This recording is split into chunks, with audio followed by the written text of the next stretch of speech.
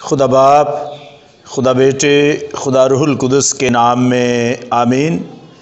مسیح خداوند میں میرے عزیزو، آج ہم پاشکا کا 5واں اتوار مناتے ہیں اور اس اتوار کی تلاوتیں، پہلی تلاوت رسولوں کے اعمال کی کتاب اور اس کا 6واں باب پہلی 7 آیات، مقدس پطرس کا پہلا خط 2 باب اور اس کی 4 سے 9 آیت تک، اور مقدس یوحنا کی معرفت لکھی گئی انجیل اس کا 14واں باب اور اس کی پہلی 12 آیات۔ مسیح خدا میرے عزیزو، یہ ہمارا دنیاوی تجربہ ہے یا انسانی معاشرت، سماج اور اس کے تجربات اس کو بیان کرتے ہیں کہ جیسے جیسے تعداد بڑھتی ہے ویسے ویسے مسائل اور مشکلات بھی بڑھتی ہیں۔ جیسے جیسے تعدادی لحاظ سے کسی خاندان میں، کسی گروپ میں، کسی جماعت میں اضافہ ہوتا ہے، ویسے ویسے لوگوں کے جو خیالات ہیں ان میں بھی مختلف نوعیت کے اختلافات بھی جنم لیتے ہیں، یا یہ بھی کہہ لیں کہ تعداد بڑھنے سے بعض اوقات لوگوں کی حق تلفی بھی ہوتی ہے، اور جب حق تلفی ہوتی ہے تو پھر اس کے خلاف آواز اٹھائی جاتی ہے، جی میرا خیال نہیں رکھا جاتا، میرا یہ حق تلف ہو گیا ہے، میں اتنے فرائض ادا کرتا ہوں لیکن میرا خیال نہیں رکھا جاتا۔ یہی صورتحال ابتدائی مسیحی جماعت میں بھی جنم لیتی ہے۔ آج کی پہلی تلاوت اس بات کو بیان کرتی ہے۔ جب شاگردوں کا شمار بڑھتا گیا، شاگردوں کی جماعت بڑھتی گئی، مسیحیوں کی تعداد میں اضافہ ہوتا گیا تو مسائل نے جنم لیا۔ آج کی پہلی تلاوت اس بات کو بیان کرتی ہے کہ جب شاگردوں کا شمار بڑھا تو یونانی عبرانیوں سے کڑکڑانے لگے۔ یعنی یہاں پر ہم 2 گروپ دیکھتے ہیں، ایک جماعت اور 2 گروپ دیکھتے ہیں۔ یونانیوں کا ایک گروپ ہے اور عبرانیوں کا ایک دوسرا گروپ ہے۔ یا ہم یہ کہہ سکتے ہیں کہ ایسے لوگ بھی ہیں جو عبرانیوں سے یا یہودیوں سے مسیحی ہوئے، اور ایسے لوگ بھی ہیں جو یونانیوں سے مسیحی ہوئے، انہوں نے مسیحیت کو قبول کیا، یسوع مسیح کے فالوور بنے، اور اب وہ اس جماعت کے ساتھ مل کر خداوند یسوع مسیح کی عبادت کرتے ہیں۔ تو ان گروپس میں ہمیں دونوں گروپس میں اختلاف نظر آتا ہے۔ یونانیوں نے کہا جی کہ ہماری بیواؤں کی روزانہ خبر گیری میں غفلت ہوتی ہے۔ اس کی وجہ کیا تھی کہ ابتدائی زمانے میں شاگردوں نے اکٹھ کو رواج دیا تاکہ سبھی لوگ ایک دوسرے کا خیال رکھ سکیں۔ ہم اعمال کی کتاب میں پڑھتے ہیں کہ جو بھی جماعت میں بڑے بڑے لوگ شامل ہوا کرتے تھے، یعنی امیر لوگ، وہ اپنے کھیتوں کو، اپنے سامان کو بیچتے، اور جو اس سے نقدی حاصل ہوتی، روپیہ پیسہ ملتا، وہ لا کر رسولوں کے پاس رکھ دیتے تھے، رسولوں کو دے دیتے تھے، اور پھر ضرورت کے موافق، ضرورت کے مطابق رسول ہر کسی کو بانٹ دیا کرتے تھے۔ اس طرح سبھی کی برابر ضروریات پوری ہوا کرتی تھی۔ لیکن یہاں ہمیں پھر احساس ہوتا ہے، پتہ چلتا ہے کہ جیسے جیسے تعداد بڑھی، مشکلات بھی بڑھتی گئیں، اور شاید انسانی کمزوری کی وجہ سے یا نااہلی کی وجہ سے کچھ لوگوں کی خبر گیری میں غفلت ہو گئی، اور یہ بات رسولوں تک پہنچ گئی کہ ہماری بیواؤں کی خبر گیری میں غفلت ہو رہی ہے، اس کا حل کیا جائے، اس مسئلے کو حل کیا جائے۔ تو رسولوں نے اس مسئلے کو دبایا نہیں کہ کوئی بات نہیں ہے، آپ گزارا کریں یا آپ برداشت کریں، انہوں نے ایسی بات نہیں کی، بلکہ انہوں نے فوراً رسولوں کی جماعت کی مجلس کو بلایا، اور اس مجلس میں گفت و شنید کی، بات چیت کی، اور بات چیت کے نتیجے میں انہوں نے یہ حل نکالا کہ ہم ان لوگوں میں سے، ان کی جماعت میں سے ایسے لوگوں کا انتخاب کریں جو کہ ان لوگوں کی خبر گیری کر سکیں۔ پھر ہم کلام مقدس میں پڑھتے ہیں کہ انہوں نے کہا کہ یہ ہمارے لیے مناسب نہیں کہ ہم خدا کے کلام کی خدمت چھوڑ کر دسترخوانوں کی خدمت کریں۔ خدا نے ہمارے سپرد یہ کام نہیں کیا،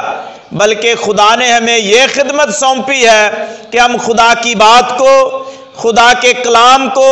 خدا کے پاک نام کو اور اس کے اچھے پیغام کو، خوبصورت پیغام کو اس کے لوگوں تک لے کر جائیں۔ یہ ہماری خدمت ہے اور ہم اسی خدمت کو سر انجام دیں گے۔ لیکن اس مسئلے کا حل یہ ہے کہ آپ لوگ اپنے میں سے ایسے لوگوں کو چن لیں جو حکمت اور خدا کے پاک روح سے معمور ہوں، جو خدا کے قریب ہوں، جو انصاف سے بھرے ہوئے ہوں۔ آپ لوگوں کا انصاف کریں، آپ لوگوں کی خبر گیری کریں، آپ کا احترام کریں، آپ کی عزت کریں اور آپ کا خیال بھی رکھ سکیں۔ اور کلام مقدس میں لکھا ہے ساری جماعت کو رسولوں کی یہ بات پسند آئی، پس انہوں نے اپنے میں سے 7 ایسے آدمی چن لیے، 7 شخص چن لیے جو کہ خدا کو بھی پسندیدہ تھے اور لوگوں کے نزدیک بھی نیک نام تھے۔ ان کا کردار بہت اچھا تھا، اس لیے کہ خدا کے نزدیک اچھے لوگ جماعت کے لیے بھی اچھے ثابت ہوتے ہیں۔ جن کے ساتھ خدا ہو وہ لوگوں کی خدمت بھی کرتے ہیں۔ تو ایسے لوگوں کو چن لیا گیا، ان میں سر فہرست استفنس ہے جو کلیسیا کا پہلا شہید بھی بنا۔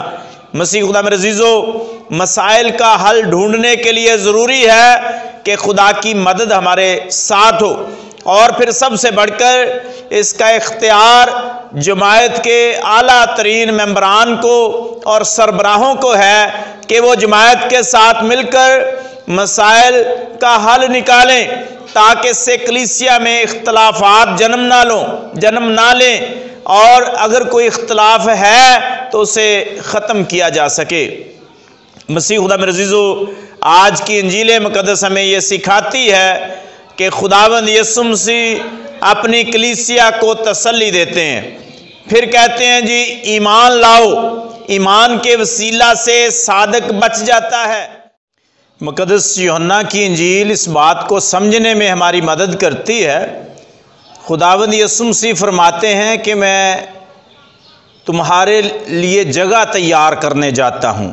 پھر وہ کہتے ہیں میرے باپ کے گھر میں تمہارے لیے بہت سے مکانات ہیں، اگر نہ ہوتے تو میں تم سے کہہ دیتا۔ پھر وہ یہ فرماتے ہیں کہ راہ اور حق اور زندگی میں ہوں، میرے وسیلے کے بغیر تم باپ کے پاس نہیں آ سکتے۔ تو خداوند یسوع مسیح نے اپنے لوگوں کے لیے مکانات بھی تعمیر کیے ہیں، جگہ بھی تعمیر کی ہے۔ اور پھر دوسری تلاوت یہ سمجھنے میں ہمیں مدد دیتی ہے کہ خداوند یسوع مسیح ان مکانات یا اس بلڈنگ کا پہلا پتھر ہے، جسے کلام مقدس کونے کے سرے کا پتھر کہتا ہے، جسے خدا کے کلام نے یہ بیان کیا کہ یہ زندہ پتھر ہے، اس پتھر کے پاس آ جاؤ۔ پھر کلام مقدس یہ فرماتا ہے کہ تم روحانی گھر بنتے جاؤ، یعنی یہ جو مکان تعمیر ہوئے، یہ جو گھر بنے ہیں، اس میں ہم لوگ ایسے پتھر بن جائیں جو کہ زندہ پتھر کے ساتھ مل کر روحانی گھر کو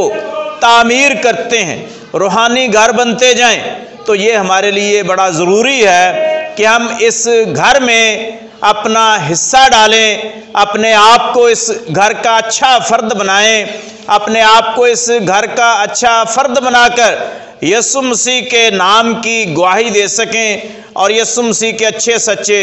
شاگردوں میں شامل ہو سکیں۔ مسیح خدا میں عزیزو، روحانی گھر سے مراد یہ ہے کہ جس تحریک کی بنیاد خداوند یسوع مسیح نے رکھی تھی کہ لوگ خدا کے پاس آئیں، خدا کی رفاقت میں شامل ہو جائیں، خدا کی جماعت میں شامل ہو جائیں، اس جماعت میں خداوند یسوع مسیح نے ہمیں بھی شامل کیا ہے۔ جو عمارت، روحانی عمارت خداوند یسوع مسیح نے تعمیر کی ہے، ہم بھی اس عمارت میں ایک پتھر کی طرح لگائے گئے ہیں۔ تو اے مسیح خدا میرے عزیزو، جب کہ ہم اس عمارت کا حصہ ہیں تو پھر ہمیں چاہیے کہ ہم اس عمارت میں ایسے پتھر بنیں جو کہ عمارت کے لیے فائدہ مند ہوں۔ پھر خدا کا کلام یہ کہتا ہے کہ سارے لوگ مل کر، سارے مسیحی مل کر ایک بدن بنتے ہیں جسے ہم کلیسیا کا نام دیتے ہیں۔ تو اس بدن میں ہر کسی کا حصہ ہے، اس بدن میں ہر کسی کی ذمہ داری ہے، اس بدن میں ہر کسی کا فرض ہے، اور اپنے اپنے فرائض کو، اپنے اپنی ذمہ داریوں کو ادا کرنا ہم تمام مسیحیوں کے لیے لازم ہے۔ آئیے ہم خدا سے دعا کریں کہ ہمارا خدا ہماری مدد کرے تاکہ ہم دوسروں کے لیے زیادہ فائدہ مند ثابت ہوں۔ آئیے ہم خدا سے دعا کریں کہ ہمارا خدا ہمارے ساتھ رہے تاکہ ہم دوسروں کی خدمت کر سکیں۔ آئیے ہم خدا سے دعا کریں کہ ہمارا خدا ہمارے ساتھ ہو تاکہ ہم ایک دوسرے کے لیے اچھا سوچیں اور ایک دوسرے کے لیے اچھے اچھے کام کریں۔ اس طرح ہماری کلیسیا ایمانی اور روحانی لحاظ سے مضبوط ہوتی جائے، اس طرح ہماری جماعت بڑھتی جائے، اس کا شمار بڑھتا جائے، اور جتنے بھی مسائل اور مشکلات ہیں ہم خدا کے پاک روح کے وسیلہ سے، پاک روح کی ہدایت سے ہم ان مسائل کا حل ڈھونڈیں اور اپنے اختیارات کو نچلی سطح تک منتقل کرتے جائیں۔ اس طرح خدا کے نام کو عزت اور جلال ملے اور ہم سب خدا سے برکت پائیں، مسیح خداوند کے وسیلہ سے، آمین۔